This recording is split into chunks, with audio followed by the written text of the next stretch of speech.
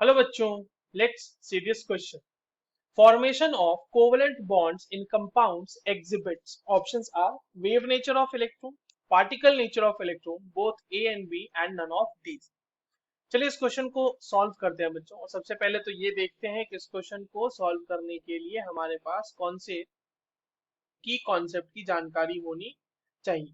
देखिए ये जो सवाल है ये बेसिकली कोवेलेंट बॉन्ड के फॉर्मेशन से सवाल है ना. तो समझते हैं. देखिए बच्चों, कोवलेंट बॉन्ड जो होता है उसको हम लोग बेसिक पढ़ते हैं कि वो म्यूचुअल शेयरिंग ऑफ इलेक्ट्रॉन से बनता है ना. म्यूचुअल शेयरिंग ऑफ इलेक्ट्रॉन्स से बनता है. But as also we know कि जो कोवलेंट कंपाउंड्स है या फिर कोवलेंट बॉन्ड्स जो होते हैं, दे रिजल्ट कोवलेंट बॉन्ड्स, इनमें जो ये जो इनका फॉर्मेशन होता है, formation is due to formation is due to overlapping of overlapping of orbitals. ठीक है, ऑर्बिटल्स के ओवरलैपिंग की वजह से हम देखते हैं कि कोवलेंट बॉन्ड का फॉर्मेशन होता है. जैसे कि अगर मान लीजिए एस ऑर्बिटल है और उसका इस तरह से एस ऑर्बिटल के साथ ओवरलैप हो रहा है तो एक यहाँ पे कोवलेंट बॉन्ड बन सकता है.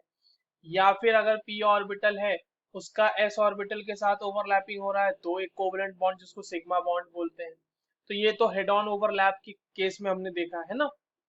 सिमिलरली अगर हम मान लो दो पी ऑर्बिटल है हमारे पास इस तरह से और उनका साइड वाइज ओवरलैप हो रहा है तो वहां पर पाई बॉन्ड का फॉर्मेशन होता है. तो दीज आर दी ओवरलैपिंग जो कि हमारे पास कोवलेंट बॉन्ड का फॉर्मेशन बताते हैं. और ये जो ओवरलैपिंग ऑफ ऑर्बिटल का कंसेप्ट है ना बच्चों, ये सिग्निफाई करता है वेव नेचर ऑफ इलेक्ट्रॉन को. Signifies the wave nature of electron. ठीक है, तो इस क्वेश्चन का सही आंसर क्या हो जाएगा? Option A. अगर हम पार्टिकल नेचर की बात करें तो that is being defined by the formation of ionic bonds, जहां पे इलेक्ट्रॉन का पर्टिकुलरली गेन और लॉस होता है. So correct answer will be option A. I hope you understood this well. All the very best.